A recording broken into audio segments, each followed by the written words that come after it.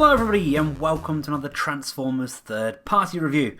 Today I'm taking a look at the latest offering from DX9. It is of course their evil Carry repaint in the form of Terra. What a gorgeous, gorgeous representation of Shattered Glass Rodimus. Doesn't it look lovely? It's absolutely delicious. I haven't a Scooby-Doo what to do with the weapon. As you can see, we get the big red translucent blade this time attaching to his Target Master, and I have not got a clue how to attach that. It's massive. Maybe it should come at the front. I don't know. Maybe we can have that kind of charging forwards like so. Kind of looks a bit better, doesn't it, with the red translucent plastic on the front there. As I mentioned, this is of course based on the Shattered Glass interpretation of Rodimus Prime, and it's kept that really, really gorgeous aesthetic throughout. It's got the lovely use of the purple, the silver, the black, and I love that flame deco on the front there. That is absolutely lovely, isn't it? Really, really do like this a lot.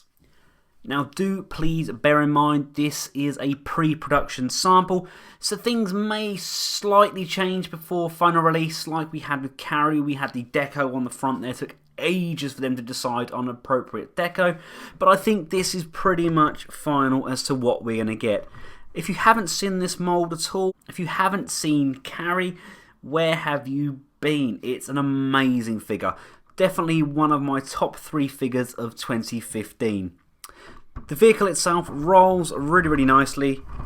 This surface isn't the best, but these wheels are all rubber tired. They do roll on here. Everything's tidied away, really, really nice. If you've watched my original Carry review, you know that I personally feel the alt mode itself is more suited to the scale of the Generations Classics and the Generations Combiner War series, as opposed to the Masterpiece scale. I believe it's just that little bit too small. Let's start by taking a look at their Target Masters. Now initially the mould is exactly the same, although they do appear to be cast in different coloured plastics. I do like this lighter toned plastic as well. The head sculpts are exactly the same, but as you can see, one has the blue tint to the glasses and the other one has that red. The red really does bring out the detailing a bit more, in my opinion. This guy has his gun.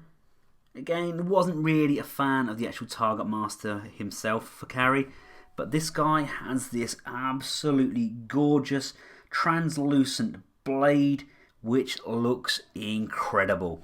The articulation has stayed the same. If you haven't seen the Carry review, here's the articulation. The arms move up and down. They are on a ball, so there is a good rotation in there. There's also a ball joint for the forearms, so you've got a full amount of rotation. There's nothing at the waist, as this is a split unit. The legs can go forwards that much, back that much, out to the side. We do have swivel above the knee. We do have a rotation at the knee, as there's a ball joint in that socket.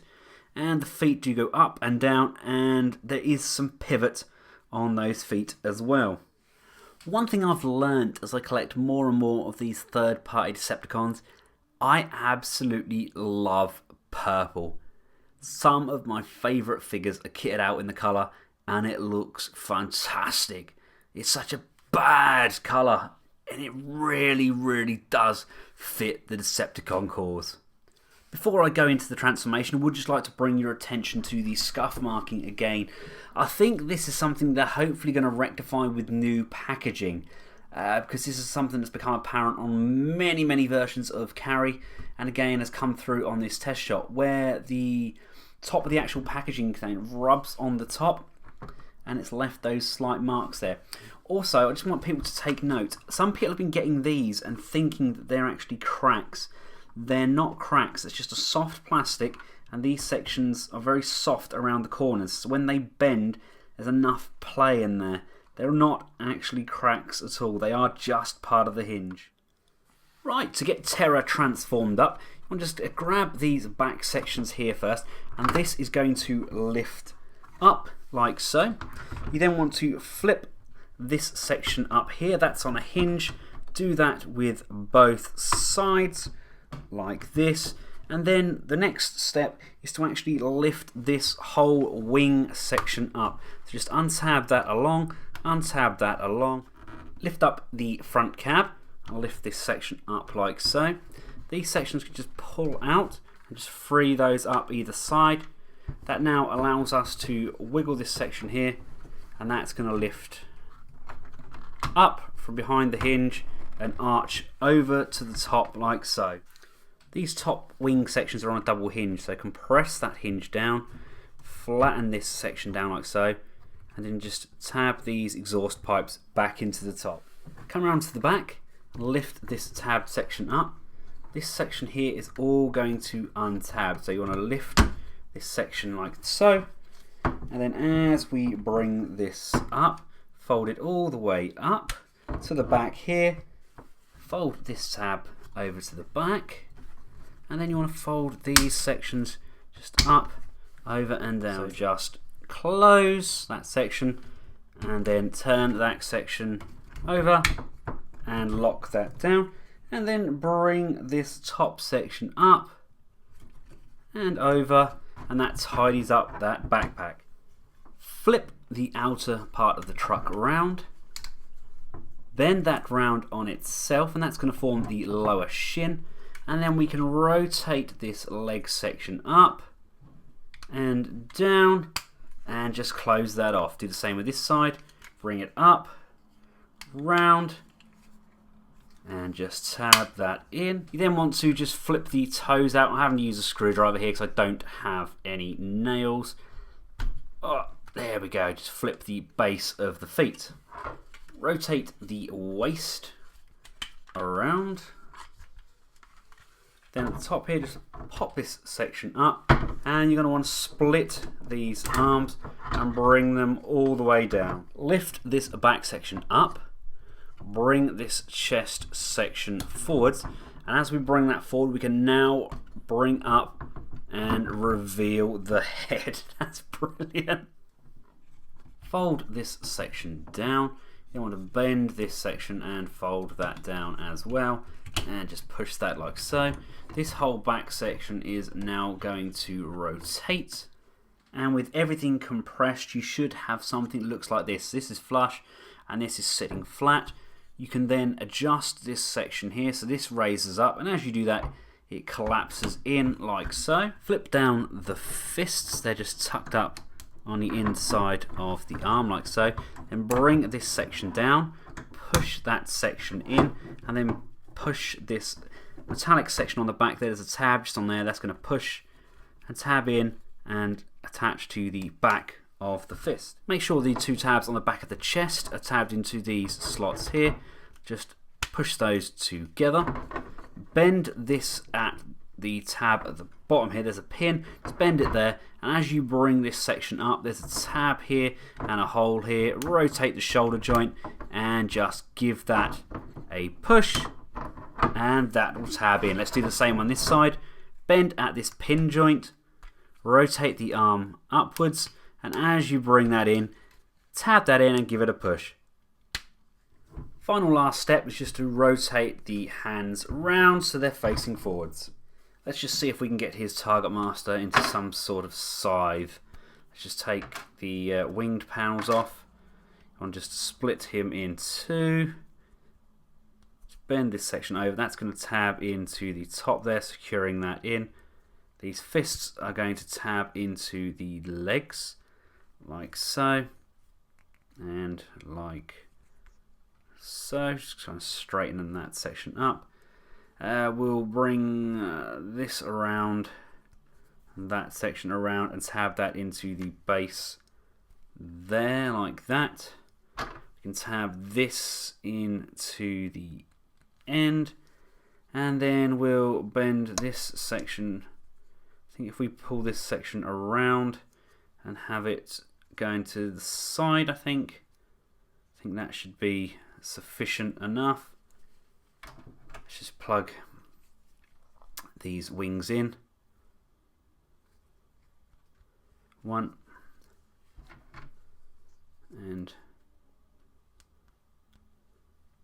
2, and just have that like that, and then we can place that in his hand like that. There we go. I think I might be clutching at straws a little bit with the weapon. I would have liked a scythe with him, I think. There may be variations. I'll have to look at some of the fan modes that we got with the carry mold, because I'm not entirely happy with how this how the weapon looks with him. But the figure itself is gorgeous, absolutely fantastic. Love the colouring. I mean, they've already got the mold there with carry. Like I said, one of my top 3, and I just think what they've done extra to the mold, the actual coloration, the paint applications are impeccable. Just the goatee as well, it looks insane. It is brilliant, absolutely brilliant. Now let me just take the weapon out of his hand. If this is your first time visiting the carry mold, let's just cover the articulation for you. The head does move up and down. We go left and right. The shoulders are on ratchets. You don't have a great deal of motion there. You do go forwards and back on a soft ratchet quite comfortably. There is an upper bicep swivel. You have a nice bend at the elbow. You have a rotation on the fist. You have a trigger finger with a separate point of articulation, and then the rest of the fingers are all on this single pin. The waist does rotate quite freely. There is some hindrance with this back section as you get the full rotation of the waist.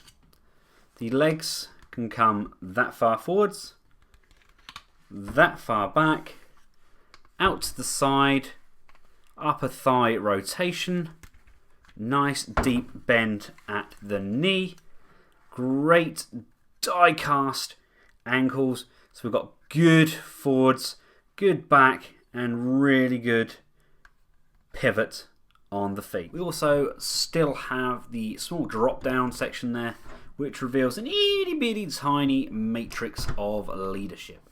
Here they both are together, and to be honest with you, the paint applications and the slight sculpt changes do really make a great deal of difference. They actually look like two very, very different figures. I really like how both look, and I just think Terra, just that colour scheme really does highlight just how good a mould this carry figure really is. It's also now emphasised that I don't have anywhere near enough shattered glass figures, and I need to go and buy some more. Are there any figures out there that maybe you guys suggest? What about the Shattered Glass MP10? Is that out yet, or is that just a KO? I don't know. I'm going to have to really look into this. I really do love how this figure looks. And of course, he fits in perfectly with my continuity that G1 Megatron is jumping across the different continuities and universes, collecting an army to destroy the G1 Optimus Prime. He's getting a very, very good team. So there we have it, guys. That is an early look at DX9's Terra, the Shattered Glass repaint of Carry. I hope you guys have found the video useful. If you've liked it, give it a big thumbs up and subscribe. Feel free to leave a comment in the comment section below. I do tend to try and get back to everybody. Thanks again to Robot Kingdom for making this review possible. And until next time, from myself and Terra, goodbye.